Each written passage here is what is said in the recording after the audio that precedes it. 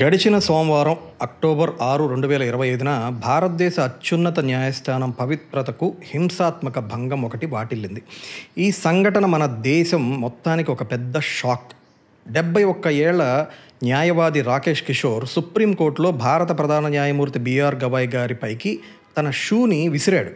ఇదేదో యాదృచ్ఛికంగా ఏదో పిచ్చిలో ఉండి చేసిన చర్య అయితే కాదు. మీరు గమనిస్తే ఇదొక ముందస్తు ప్రణాళికగా చేసి మరి నిరసన అంటున్నారు, కానీ ఇదొక ఫెనటిక్ మైండ్ సెట్తో చేసిన అహంకార చర్య అని చెప్పచ్చు.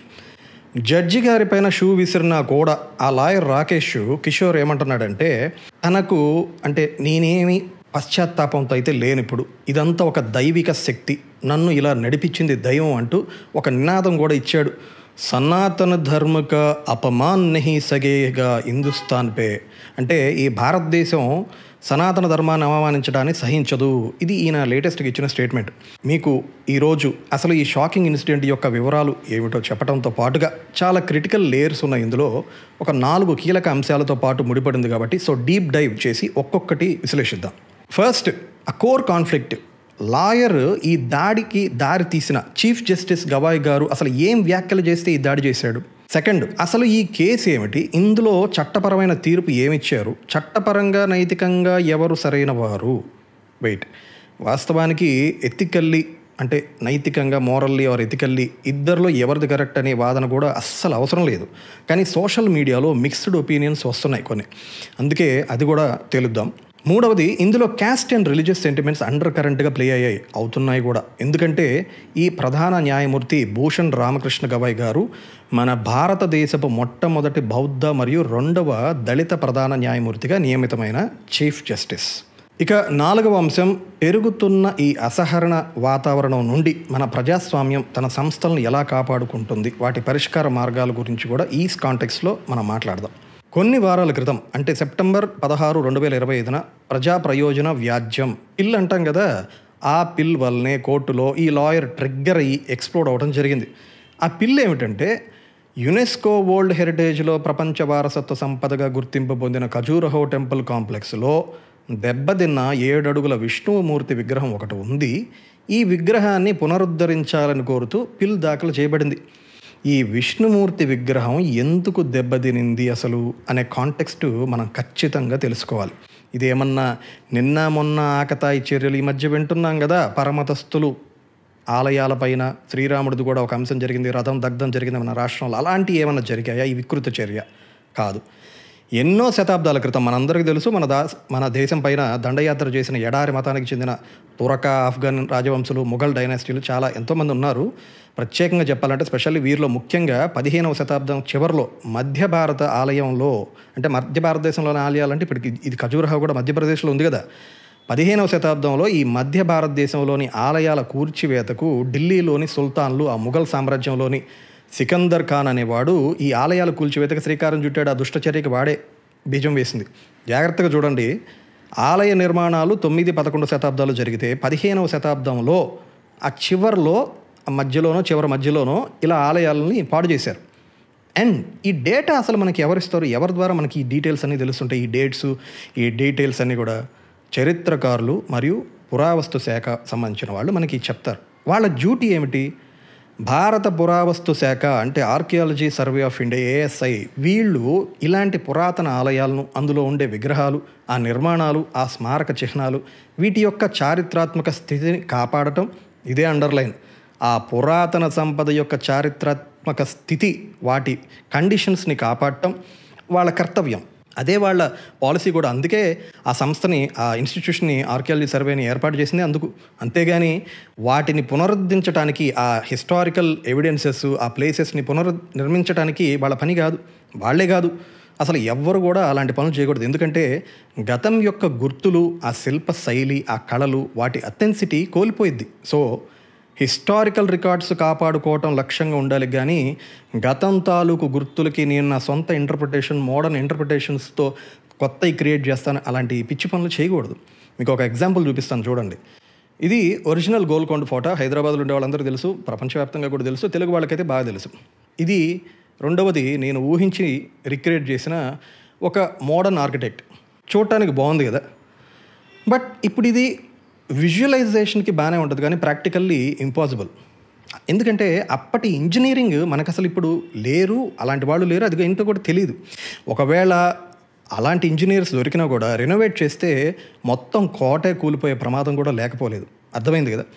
ఈ కాంటెక్స్ట్ ఇప్పుడు నేను చెప్పిన ఈ archaeology facts context and sensibilities దృష్ట్యా చీఫ్ జస్టిస్ రామకృష్ణ గవాయ్ గారు ఈ విష్ణుమూర్తి విగ్రహాన్ని రీకన్స్ట్రక్షన్ చేయాలని వేసిన పిటిషన్ కొట్టివేస్తూ కొంచెం ఆఫ్ ద కఫ్ అని చెప్పాలి, అంటే ఒక స్పాంటేనియస్గా ఏమన్నారంటే, this is purely a publicity stunt litigation. PIL అంటే పబ్లిక్ ఇంట్రెస్ట్ లిటిగేషన్ కదా, అలా కాదు, ఇదొక పబ్లిసిటీ ఇంట్రెస్ట్ లిటిగేషన్ అంటూ go and ask the deity himself to do something now. ఇప్పుడు నువ్వు వెళ్ళి ఏదైనా చేయమని ఆ విష్ణుమూర్తిని అడగండి. If you are saying you are a strong devotee of lord Vishnu, then you pray and do some meditation. మీరు విష్ణు యొక్క ప్రగాఢ భక్తుడని చెప్తున్నారు, ఇప్పుడు వాదిస్తున్నారు కదా, అలాంటప్పుడు విష్ణుమూర్తి దగ్గరికి వెళ్ళి ప్రార్థించండి, మెడిటేషన్ చేయండి అని జడ్జి గారు చేసిన వ్యాఖ్యలు. ఎంత పెద్ద కోర్టు అయినా, అసలు ఈ కాంటెక్స్ట్ ఆయన ఎందుకు అలా స్పాంటేనియస్గా రియాక్ట్ అయ్యారంటే, ఎంత పెద్ద కోర్టు అయినా ఆ ఇన్స్టిట్యూషనల్ లిమిట్స్ ఉంటాయి కదా. ఇప్పుడు ఒక పెద్ద యూనివర్సిటీ, హార్వర్డ్ యూనివర్సిటీ కదా అని చెప్పి నాకు ఇప్పుడు ఒక సొంతగా ఒక సొల్యూషన్ కావాలి, ఒక మెడిసిన్ కావాలంటే వాళ్ళు ఎవరుగా వాళ్ళకుండే లిమిట్స్ వాళ్ళకు ఉంటాయి. సేమ్ ఆర్కియాలజీ డిపార్ట్మెంట్ అంటే ఏమన్నా వెల్ ఫండెడ్ డిపార్ట్మెంటా? కాదు కదా. వాళ్ళ ప్రైమరీ జ్యూరిస్డిక్షన్ ఏమిటి? హిస్టారికల్ ప్లేసెస్ని ప్రిజర్వేషన్ చేయటం మాత్రమే. విగ్రహం కట్టండి, ఆ పురాతన గుడిపైన బంగారు పూత పెట్టండి, అలా ఎవరైనా అడుగుతారా? ఆ కాంటెక్స్ట్లో జడ్జి గారి వ్యాఖ్యలు చేశారు. యాక్చువల్లీ నాకు జడ్జి గారి వ్యాఖ్యలు విన్న వెంటనే చాలా హ్యూమరస్గా అనిపించింది. మనం అంటుంటాం కదా, ఎవరైనా వచ్చి మన దగ్గరికి ఏం చేయాలి అర్థం కావట్లేదు అంటే వెళ్ళి తూర్పు తిరిగి దండం పెట్టరా అంటాం, రైట్? అది హ్యూమర్. బట్ సోషల్ మీడియా యుగంలో జడ్జి గారు ఆ మాటలు అనేసరికి ఒక వర్గం ఇది ధర్మానికి అవమానం జరిగిందనే పెయింట్ వేసే పనిలో ఉన్నారు. అసలు దీనికి మించి అందరికీ తెలిసిన ఒక ఫ్యాక్ట్ చెప్తానండి, ఇవన్నీ పక్కన పెట్టండి. ఇండియన్ కోర్ట్స్కి ఆల్రెడీ పెండింగ్లో ఉన్న కేసులు, మన భారత న్యాయ వ్యవస్థలో ఎదుర్కొంటున్న అతిపెద్ద అత్యంత తీవ్రమైన సమస్య ఏంటంటే పెండింగ్ కేసెస్లే. మధ్యప్రదేశ్లో ఇంకేం సమస్యలు లేవా చెప్పండి? అంతగా పునరుద్ధరించాలి అనుకుంటే మధ్యప్రదేశ్ ముఖ్యమంత్రి గారు ఎవరు? శివరాజ్ సింగ్ చౌహానే కదా. ఆయన ఏ పార్టీకి చెందిన వ్యక్తి? భారతీయ జనతా పార్టీయే కదా. ఆయన కావాలంటే ఆయన అడిగితే డబ్బులు ఇస్తాడు కదా.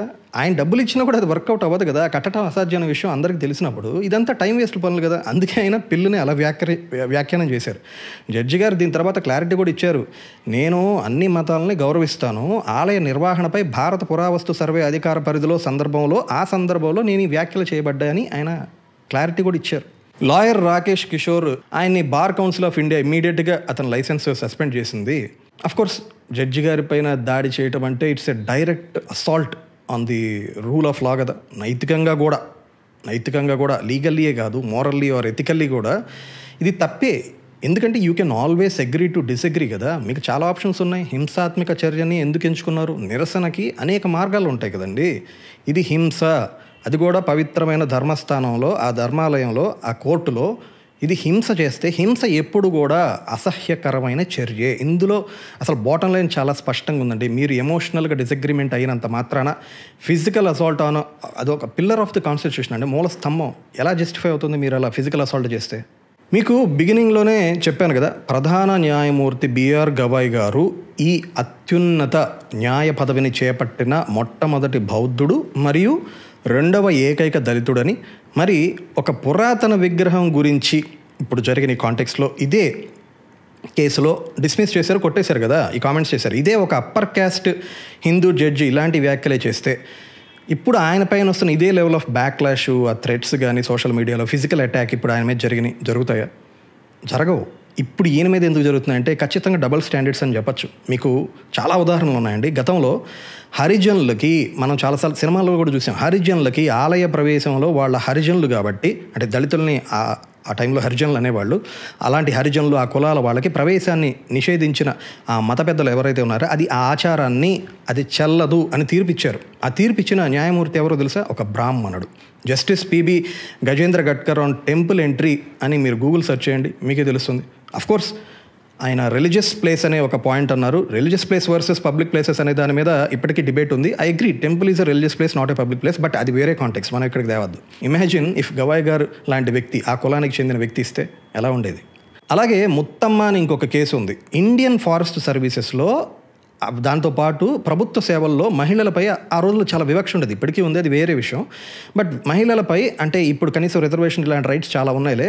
సో ఆ రోజుల్లో ఏంటంటే మహిళలపై వివక్షత కలిగించే పద్ధతులు అనేక ఉండే, వాటిని తొలగించి అవి పరిష్కార మార్గంగా తీర్పునిచ్చిన వ్యక్తి ఎవరో తెలుసా? Justice VR Krishna Iyer. కృష్ణయ్య గారి పేరు ఈ లాయర్ బంధువులు మీకు ఎవరైనా ఉంటే ఆయన పేరు ఏదో ఒక విధంగా ఆయన పేరు చెప్తుంటారు.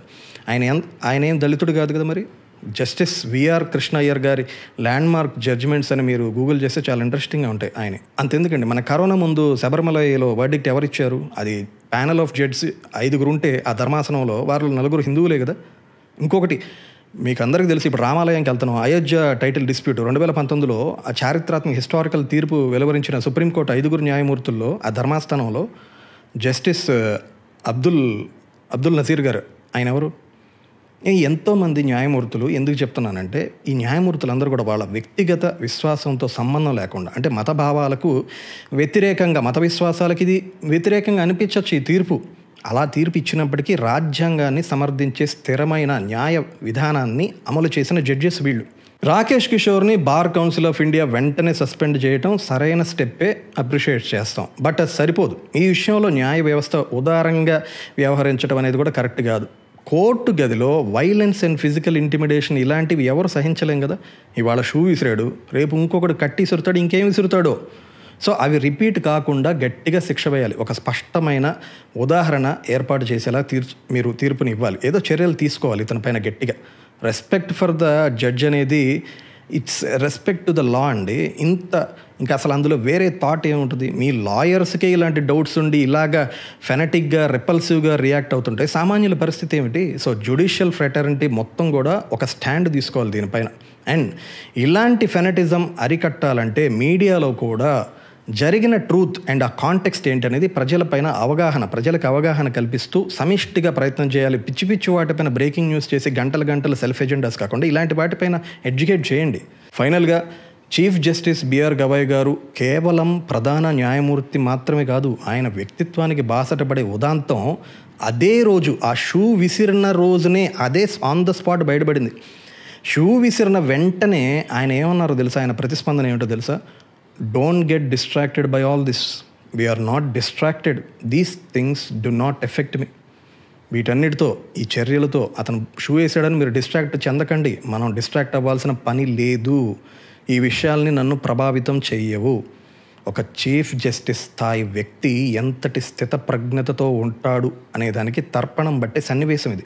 Don't distract, these things don't affect me అంటే ఏంటి? ఒక వ్యక్తి ఒక ఫెనటిజం కన్నా, ఒక వ్యక్తి వాడికి ఉండే ఫెనటిజం ఆ మైండ్ సెట్ కన్నా ఒక ఇన్స్టిట్యూషన్, మన కాన్స్టిట్యూషన్ ఎంత శక్తివంతమైందో ధృవీకరించే ఒక బలమైన ఉన్నత వ్యక్తిత్వం కలిగిన న్యాయమూర్తి నుండి వచ్చిన మాటలు. చాలా గంభీరమైన వ్యక్తులకు మాత్రమే అలాంటి మాటలు రాగలవు. ఇతను షూ విసిరిన ఉదాంతంలో నాకు ఏం గుర్తొచ్చిందంటే, నిజం చెప్పాలంటే మనకి తెలుగులో సామెత ఉంటుంది, పిచ్చుక పైన బ్రహ్మాస్త్రం అనే సామెత అందరికీ తెలుసు కదా. జడ్జి గారి పైన షూ విసరడం అంటే నాకేం గుర్తొచ్చిందంటే బ్రహ్మగారి పైన ఒక పిచ్చుక అస్త్రం వేసినట్లు అనిపించింది.